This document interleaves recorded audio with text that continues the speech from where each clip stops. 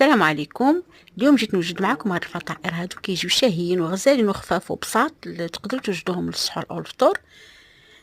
فيهم مقادير بساط. كنحتاج فيهم هنا درت كاس ديال الحليب هنا في هاد المولينكس في هاد الطحان الخلاط الكهربائي.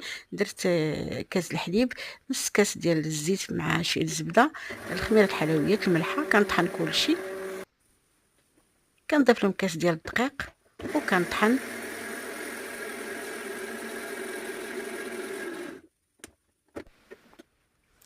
من بعد كنكبو الخليط في واحد البول، كنضيفو الفلفله مقطعه صغيره، جزر مقطع صغيور. نتوما اي خضره عندكم ممكن لكم تستعملوها، شويه د البزار، شويه د الملحه، شويه السكينجبير، شويه د الهريسه على حسب الذوق. ومن بعد كنزيد نضيفوا الجبن المحكوك وكنديروا في المقلاة، كنديروا شويه ديال الزيت باش ما كيتلصق ليناش.